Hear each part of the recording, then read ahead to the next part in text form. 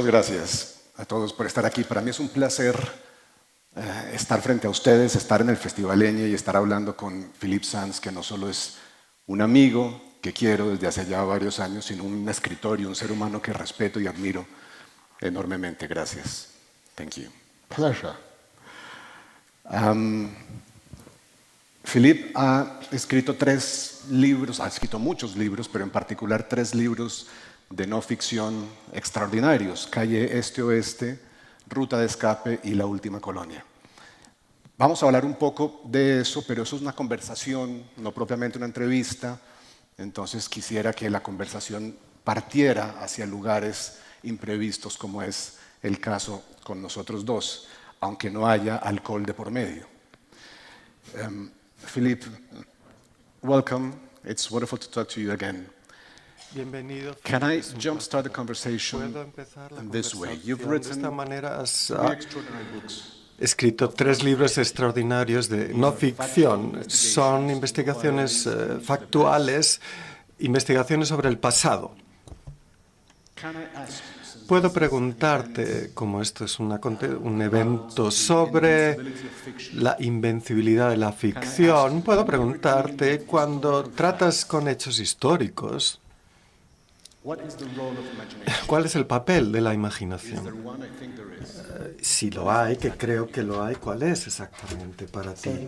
Just to let you know, Bueno, para que sepáis, we know each other very well. nos conocemos muy bien, pero no hemos preparado nada. Así que me siento aquí pensando, vale, vamos a ver con qué empieza.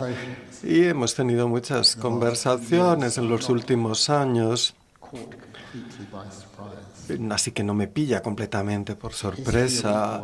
Su campo, sin duda.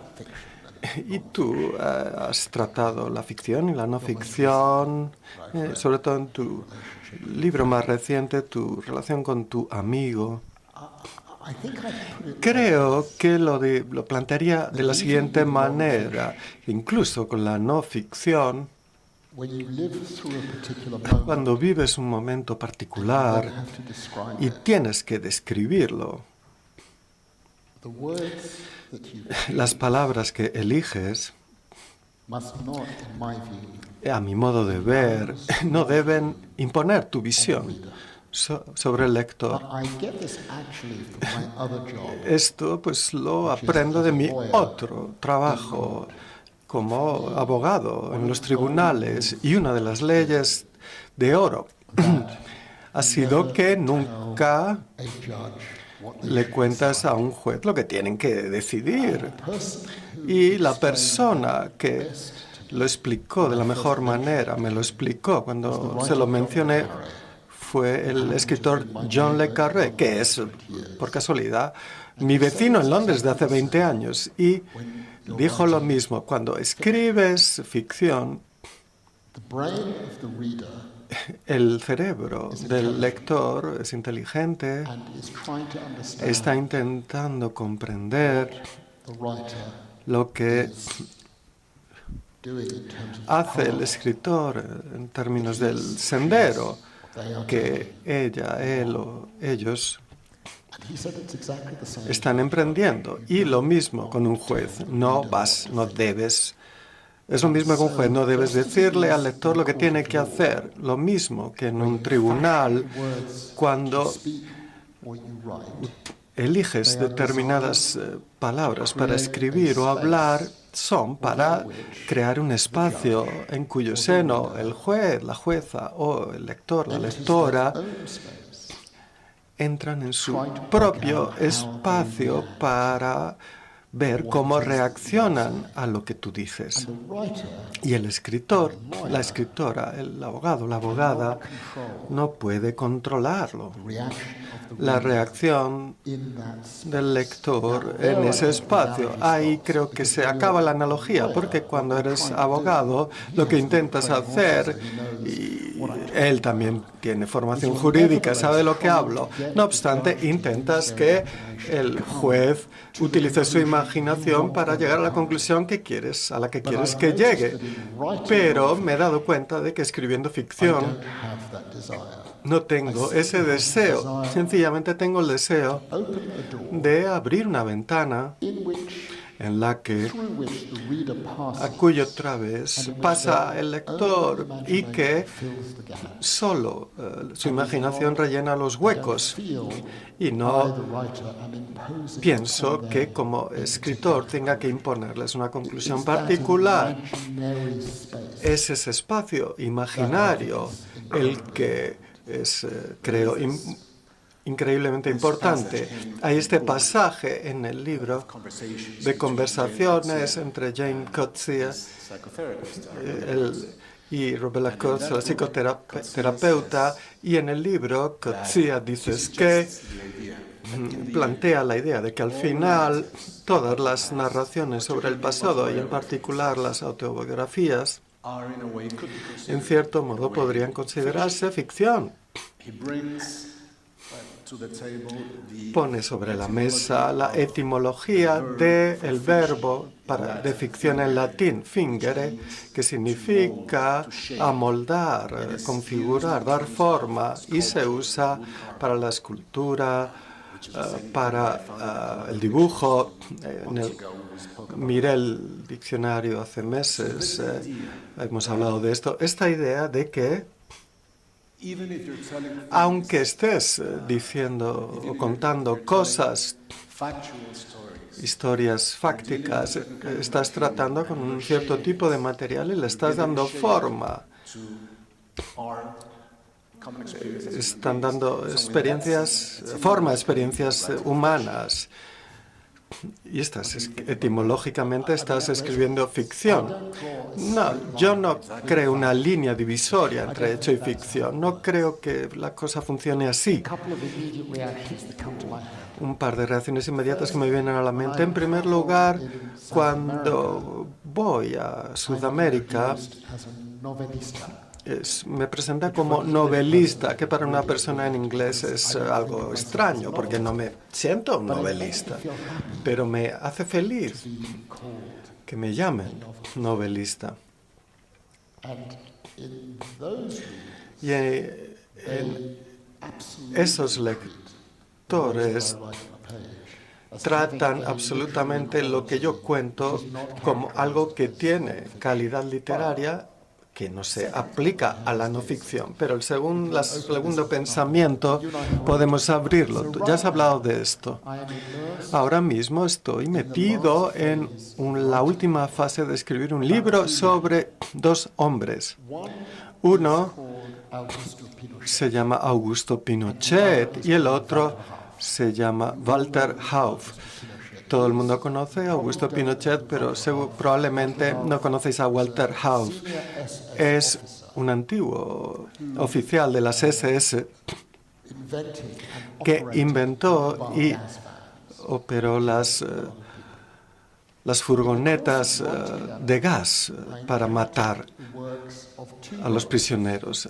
Y encontré las palabras de dos escritores que me han fascinado precisamente porque cruzan las líneas entre el hecho y la ficción. Uno de ellos es un escritor inglés que se llama Bruce Chatwin. Tiene un libro que se llama En Patagonia y se publicó en el 77 en Gran Bretaña, y he pasado tiempo en Punta Arenas, en Patagonia, siguiendo sus pasos, y me han confirmado que muchas de las cosas que cuenta en el libro se lo había inventado completamente. Se presentó como no ficción, un libro de viajes, una historia de viajes de un escritor. No me importa. Él describe un prisionero en la isla Dawson y pregunta, ¿habéis venido alguna vez a esta prisión? Dice, el jefe de la prisión dice, no, esto es una invención. No me importa, precisamente porque no me importa entrar en ese espacio imaginario en el que el principal impulso de lo que escribe está conectado con una realidad. Y un segundo escritor que pretende escribir ficción y le conocéis, tú le has conocido, ha vivido aquí, Roberto Bolaño vivió aquí. Y Chatwin tiene un capítulo dedicado a Otto Raff y Bolaño tiene 2 libros en los que Walter Hauf aparece como un carácter ficcionado en Chile y en América. Lo que me parece increíble es que esas novelas, la caracterización de Walter Rauf, Mr. Rave en Nights in Chile, Noches en Chile, acierta completamente, incluso su descripción física de la persona, con un traje color claro y un sombrero pues, estiloso, aparece en un periódico en 1933. Lo que me interesa tanto de ese relato ficcionado es que ha creado un mito en Chile de que Walter Raff trabajó con Augusto Pinochet. E incluso los taxistas en Santiago te cuentan que, claro, trabajó para Pinochet, pero se basan justamente en los relatos ficcionados de Bolaño. Así que no hay una línea clara entre ambos y ninguno de los 2 escritores son, pues, no me importa que lo hagan. No sé si eso te importe a ti, no me parece, ¿no? Bueno, me pregunto sobre eso en todo momento. Recuerdo una línea, un pasaje de John McPhee, un gran periodista y escritor de ficción, dijo una vez que los escritores de no ficción que se inventan las cosas están haciendo autostop con la fuerza de los que no tienen nada, en el sentido de que cuando escribes entras en un contrato con el lector y el objetivo último de ese contrato consiste en que esa creencia desaparezca, convencer al lector de que lo que le estás contando sucedió de verdad. Como escritor de no ficción estás presentando un libro, se supone que es factual, pero en realidad te la estás inventando. Cosas que son emotivas, interesantes, que tienen los efectos deseados en el escritor, entonces te estás beneficiando de las cosas extraordinarias no inventadas que escritores anteriores han hecho. ¿Qué significa beneficiarse? ¿Qué ventaja sacas de hacerlo? Esto es a lo que apunta cuando no te inventas nada y consigues escribir un libro que te implica, que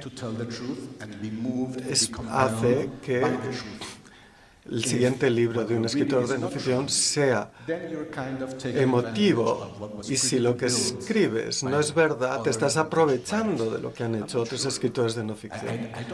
No estoy seguro, no me creo del todo lo que estoy diciendo al 100%.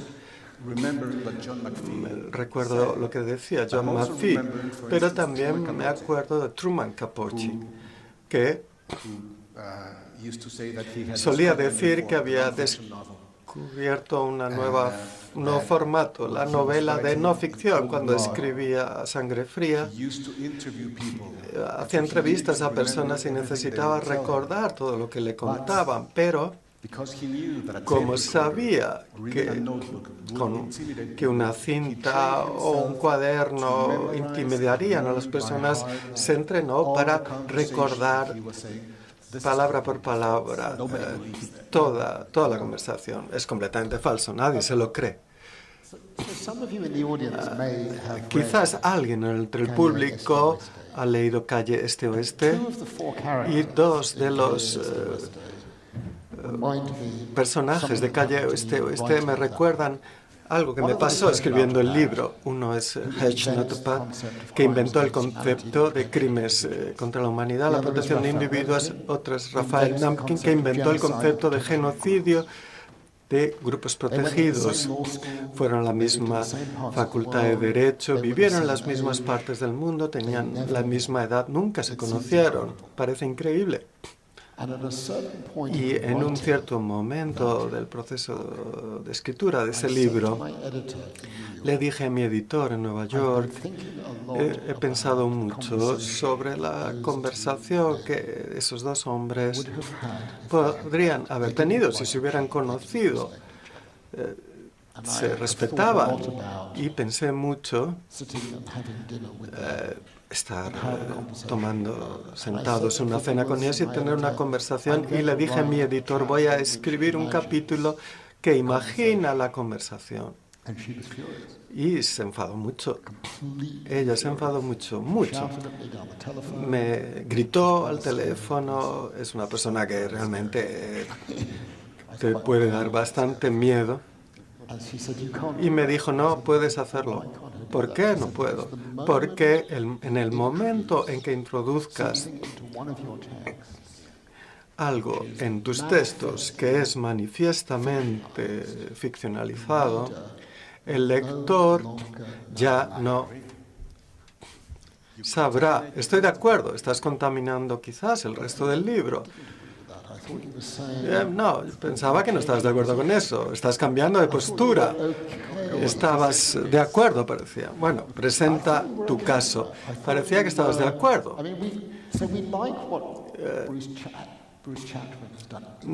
Nos gusta lo que hizo Bruce Chapman. Por cierto, si habéis leído En Patagonia, leedlo. Si no lo habéis leído, leedlo.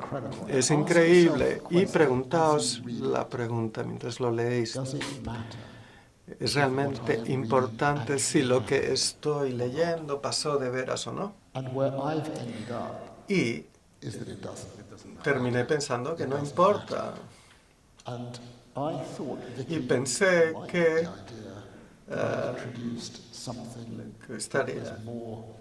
les gustaría la idea de introducir algo en el texto que es más literario. Se lo dije a mi editora y me aplastó completamente. Y me sorprende tu reacción. Pensaba que ibas a decir, sí, abre esa puerta, deberías escribir más ficción.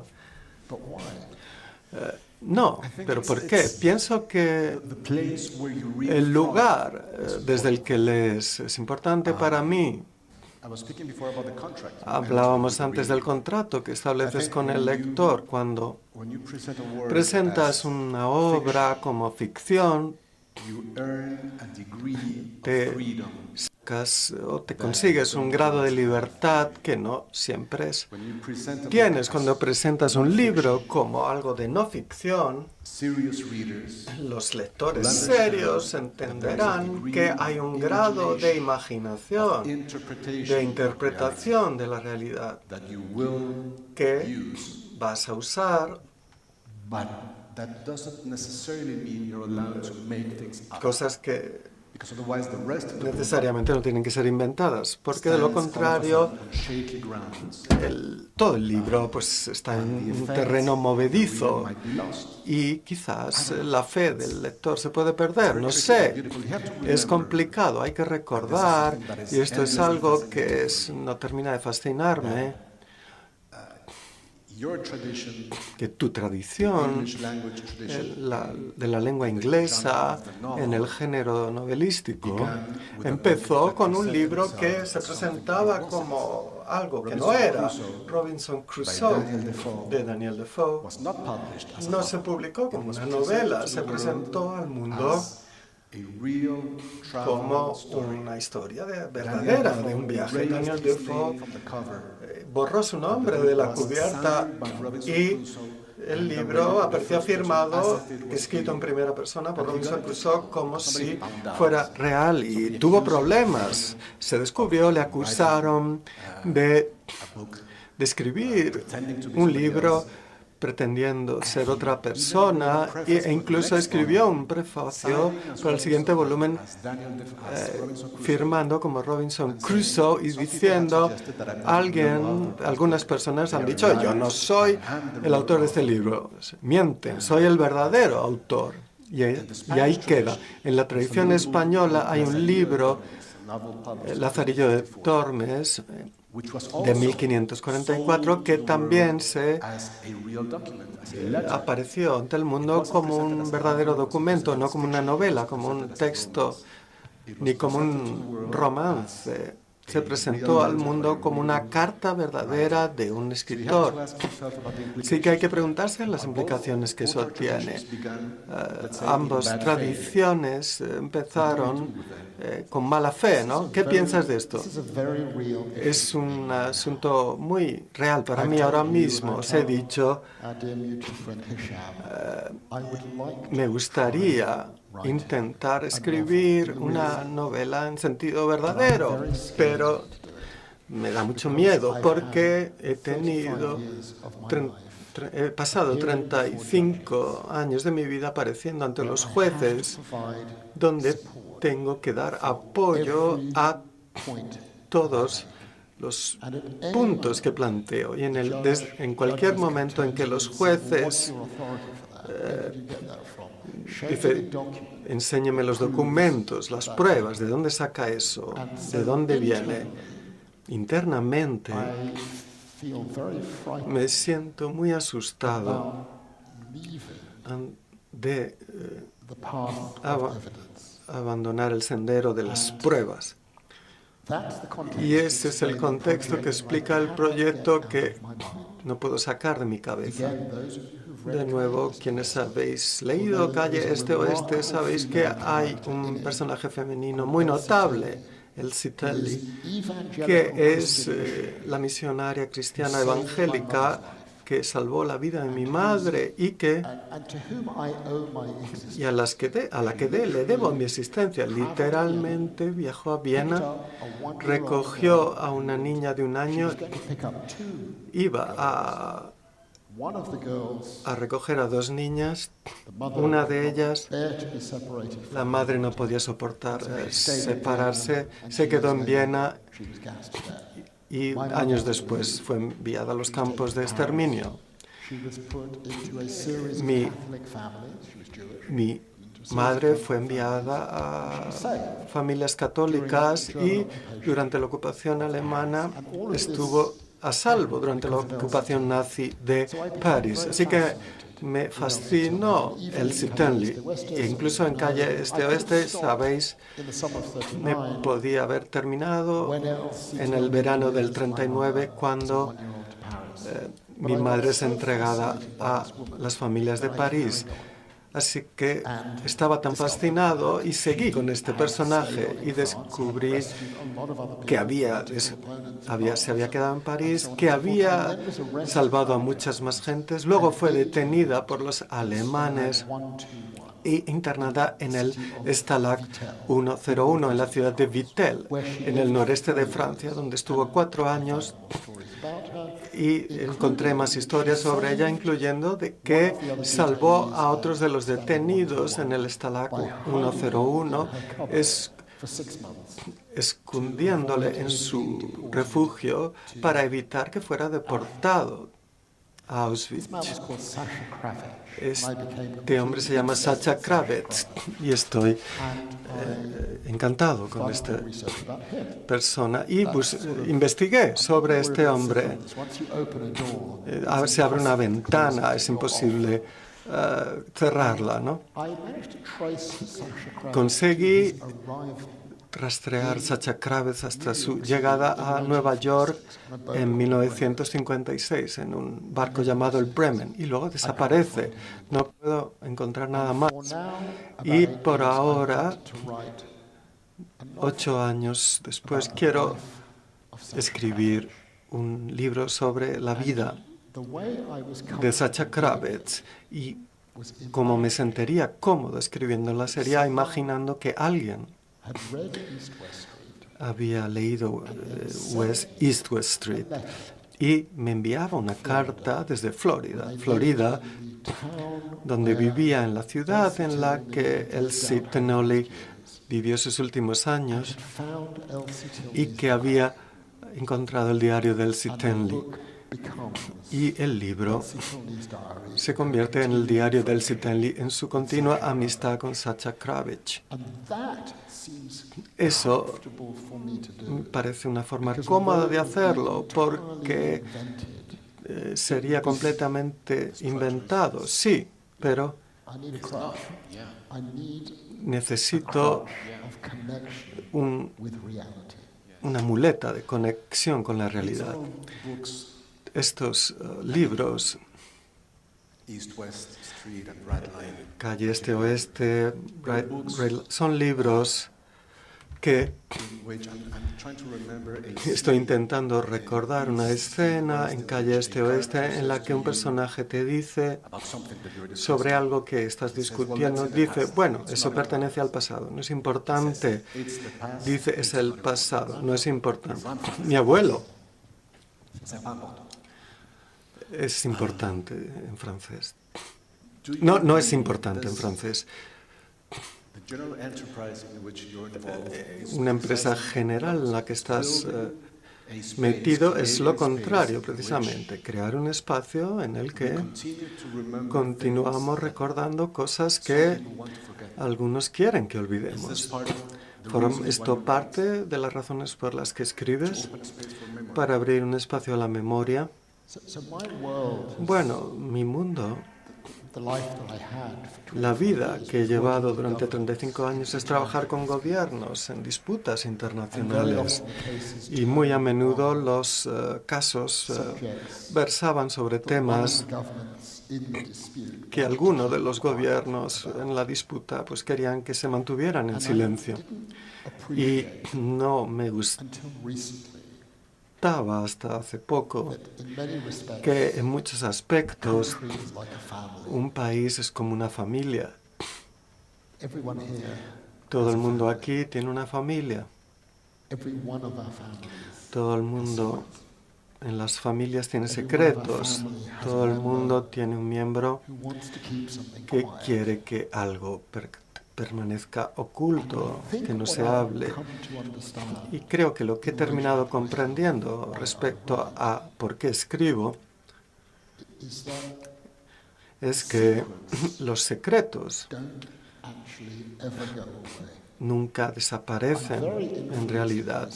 En esto me ha influido mucho la escritura de dos psicoanalistas húngaros, Nicholas Abraham y Maria Torok, que desarrollaron una teoría en el psicoanálisis que llamaban la cripta. Y tenían una serie de pacientes que estaban traumatizados por algo que había pasado hace mucho tiempo. Un ejemplo. Tenían un paciente que todos los días se sentaba a la mesa con un montón de piedras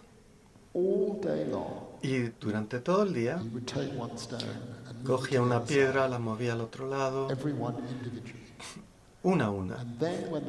Y cuando el montón había cambiado, paraba y volvía a hacer el montón en sentido inverso, uno a uno, durante días y meses, y semanas y meses y años.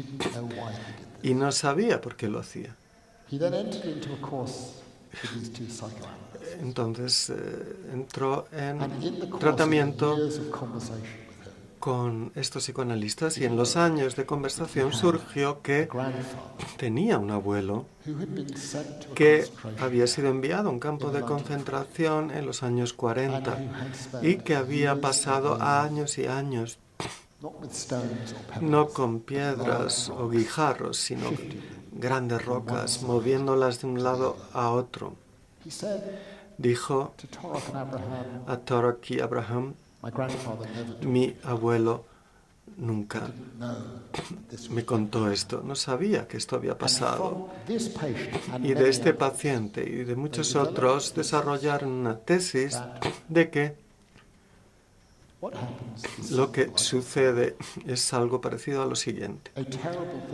Algo terrible ha sucedido a una generación, o a una persona en una generación, deciden que van a cerrarlo en una cripta, cerrar la puerta, tirar la llave and the story will be gone forever. y la historia desaparecerá para siempre, pero no es así. The story skips La historia pasa a la siguiente generación de los hijos y luego surge en la generación de los nietos, and informs the en meaning formas of the grandchildren. But que it se will imponen never a la disappear. vida de los nietos. What they Nunca were not able to desaparece. explain. Lo que no fueron capaces de explicar Many patient accounts a través de muchas historias de pacientes es cómo esa forma de comunicación sucede. but they were absolutely convinced Pero estaban that convencidos there are absolutamente things we de que hay inherit not cosas from que our parents, heredamos no de nuestros padres, sino de nuestros abuelos, and that they inform y our que being. informan nuestro ser y lo que hacemos. Y hasta tal punto esto es así que también sucede con los países. This comes up Los in my latest book, The Last errores en la última colonia, en el último libro, surge en la vida de cualquier país. relationship En la relación británica con la esclavitud 19th century and the 18th century. desde However much Britain en el siglo tries to get rid of the XVIII hasta el XIX. somehow it keeps Si abres una and I conversación, think one of the siempre things vuelve. I Una de las cosas que me gusta hacer como escritor, pero tú también lo haces en tu último libro, El cineasta, title in English, retrospective. Retrospective. Do the same thing. Haces lo mismo, Stories across rastreas generations. historias que pasan de una generación a otra y emergen o surgen cosas en esas historias que Completely son inexplicable and completamente amazing. Actually, I've got one inexplicables that I y can share with you right now. maravillosas. Comparto esto contigo. ¿Cómo explicamos que estas cosas sucedan? Os cuento que he pasado años escribiendo este libro sobre Pinochet y Walter Rauff y me centré en dos libros, o dos escritores, Bolaño y Chapman.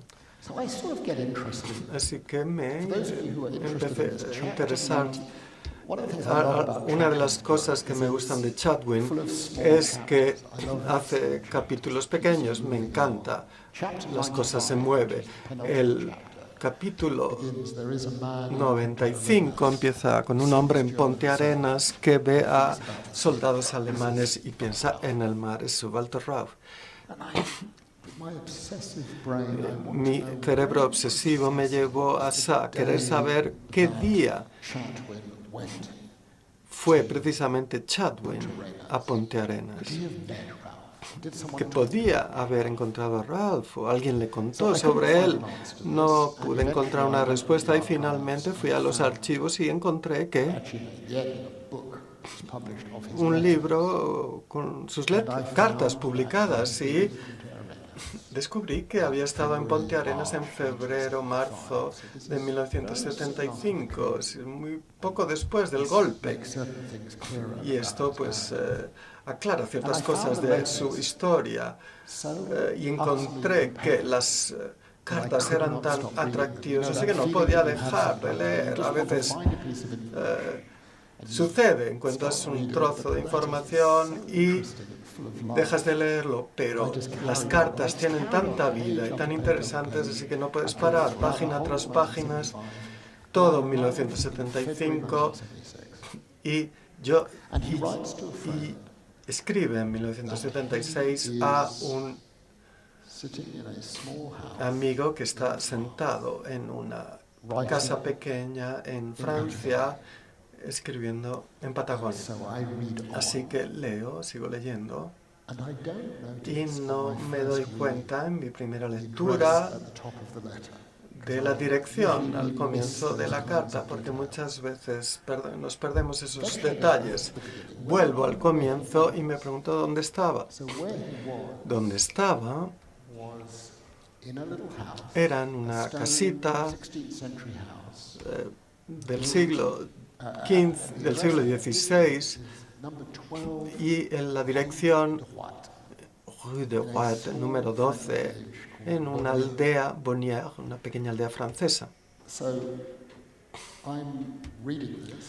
Y mientras leo esto, escribo nuestra casa en Francia, que es en una aldea francesa pequeña que se llama Bonnieu.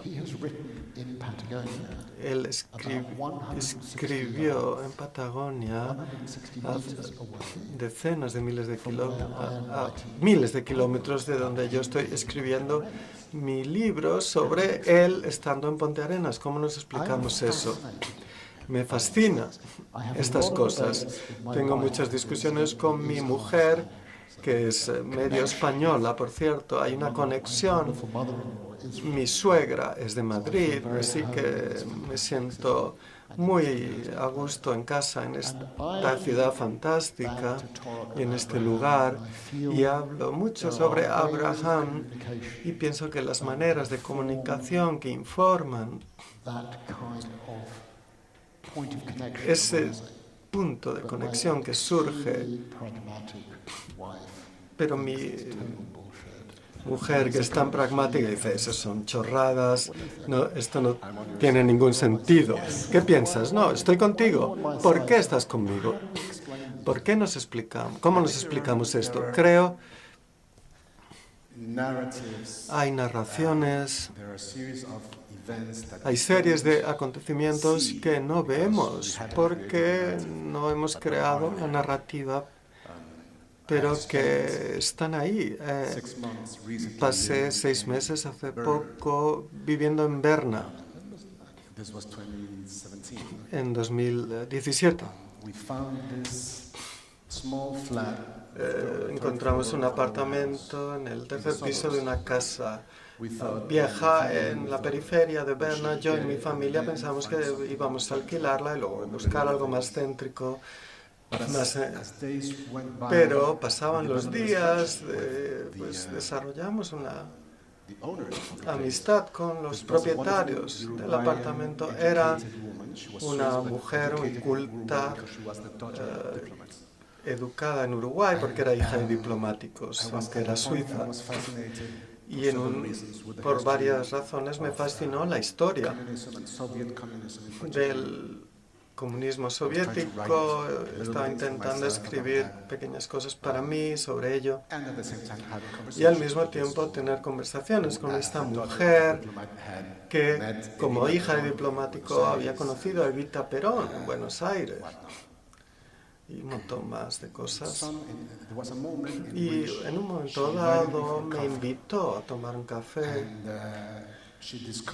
y descubrió que tenía pues, documentos muy interesantes, invitaciones firmadas por tal cual, por Perón, el presidente brasileño, y me vio que me fascinaban tanto esas cosas que se dio cuenta de que, ¿sabes? Me dijo, ¿quién está en el mismo espacio que estás ocupando ahora? No en el mismo apartamento, porque en aquel momento, en los años 60, no era un apartamento, sino el mismo espacio, la cama que esa mujer, él ocupaba el mismo espacio en el que estaba tu cama. Y dijo, es Svetlana Aluyeva, la hija de Stalin. Así que yo estaba ocupando el mismo espacio del universo, pensando pues, muy fuertemente sobre el comunismo en ese momento. ¿Cómo te lo explicas? Esto me devuelve a donde empezó nuestra conversación, el espacio literario de la imaginación. Tomas 2 hechos, cosas que pasaron de veras. Sands escribe sobre Chatwin, Chatwin escribe en Patagonia, y ambas cosas suceden en la misma calle. Eso es lo que abre la imaginación del lector, y esa es la conexión entre la ficción y la no ficción. ¿Por qué? Incluso escribiendo un libro que se basa en los hechos y presenta pruebas, pasan cosas que no son fáciles de explicar, pero que permiten que el lector entre en otro espacio e intente resolver por sí mismos el impacto de esa coincidencia o la explicación de esa coincidencia. Y pienso que eso es el espacio fascinante para el lector. Bueno, estamos quedando sin tiempo. Oh, de veras, sí tenemos que terminar en 2 minutos. Así que vamos a terminar nuestra conversación, por desgracia. Si escribes esa novela que todos te animamos a escribir, si escribes esa novela, ¿por qué tiene que ser una novela y no un libro de no ficción que has investigado? ¿Qué te hace pensar que las herramientas, el lenguaje de la ficción te van a permitir llegar a algo que no podrías de otra manera? Es una pregunta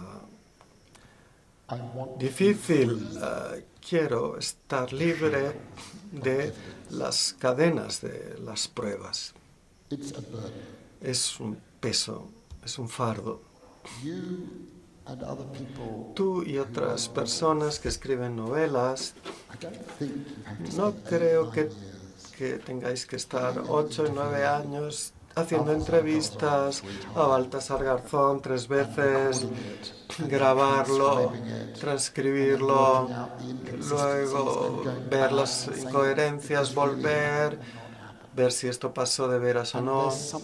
Y hay algo increíblemente atractivo, dejar desprenderse de todo eso y sencillamente inventárselo. Pero tengo miedo. Este es el momento para contarte que ha habido una reciente evolución sobre la escritura de la novela. Hace 3 semanas he estado pensando durante muchas cosas. Mi mujer me decía, bueno, escríbela, ya está. Pero no he escrito una sola palabra, sé lo que quiero escribir, pero hace 3 semanas recibí un correo electrónico de un profesor de Derecho en Utah, Brigham University, que es una universidad mormona, que escribe, me dijo: querido Mr. Sands, he leído su libro Calle Este Oeste y me ha parecido que la historia sobre Elsie Tully es completamente fascinante y en particular me he obsesionado con Sacha Krabitz. Yo no conocía a esta persona y así que he pasado los últimos 5 años y medio buscando a Sacha Krabitz. Por favor, le mando en adjunto los resultados de mi investigación. Cientos de páginas de documentos.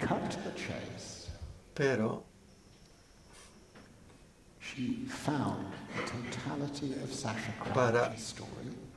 en concreto,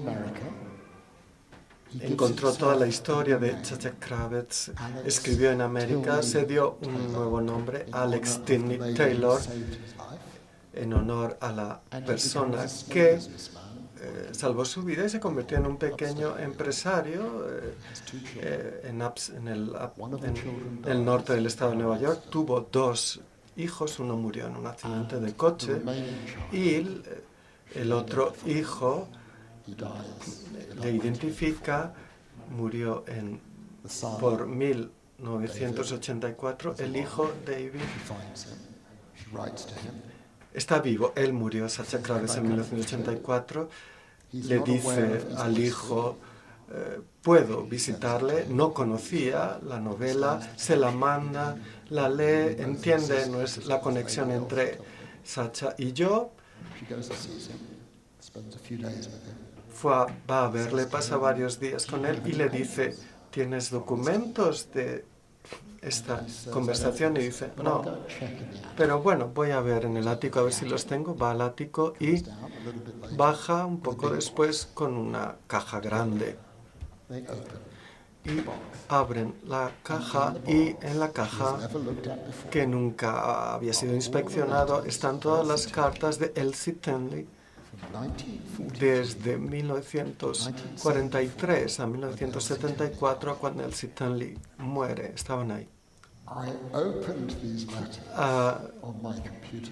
Abrí esas cartas en mi ordenador una noche hace 2 semanas y no podía parar de leer. Y en un momento dado mi mujer llegó y yo estaba llorando porque toda su vida y las relaciones de Sacha Kravitz, su vida, estaba ahí en la pantalla delante de mí.